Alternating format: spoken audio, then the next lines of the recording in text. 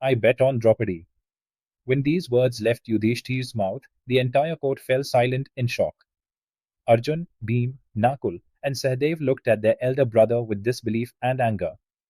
Duryodhan's voice broke the silence, bring Draupadi to the court. In no time, the court was filled with Draupadi's screams. Dushasan, ignoring her cries, dragged her by the hair into the court. On that fateful day, Draupadi's dignity was stripped away in front of everyone. The queen of the Kuru dynasty was humiliated, and from that moment, the seeds of the Kurukshetra war were sown.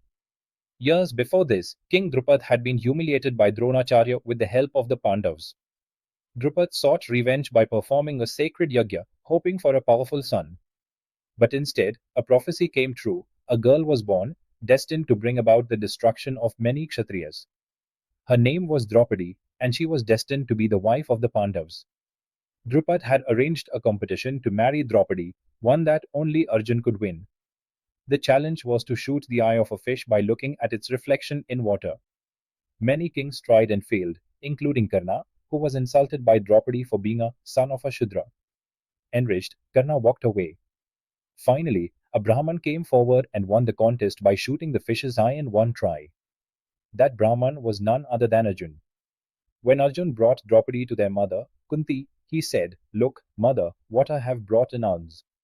Without realizing, Kunti told Arjun to share it among his brothers. This command changed the course of Draupadi's life forever, as she became the wife of all five Pandavas. Despite the situation, Draupadi accepted her fate with grace and became the binding force among the Pandavas. Although the Pandavas had other wives, no one held the same place as Draupadi. She was a woman of immense strength, wisdom, and sacrifice, and her character was invaluable to the Pandavas.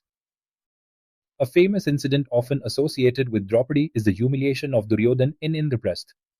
After the construction of their magical palace, the Pandavas invited all the kings, including Duryodhan, to a yajna. In the palace, there was a pool that looked like solid ground.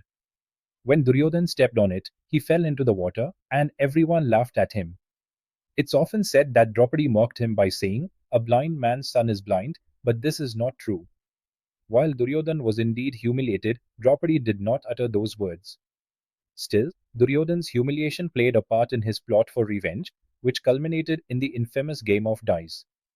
Encouraged by Shakuni and Karna, Duryodhan tricked Yudhishthir into gambling away everything: his kingdom, his wealth, his brothers, and even himself.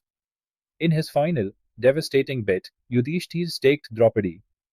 Duryodhan then ordered Dushasan to bring Draupadi to the court, where she was publicly humiliated. Karna, bitter from his past insult, suggested that Draupadi be stripped of her clothes, adding insult to injury. Dushasan began to disrobe her, while her husbands and the elders in the court stood in silence. But Draupadi called upon Lord Krishna, and a miracle occurred: her sari became endless, and Dushasan could not strip her. In the end, Dhritarashtra halted the atrocity, and Draupadi's dignity was restored. But the damage had been done. The insult to Draupadi and the injustice faced by the Pandavas set the stage for the great war of Kurukshetra.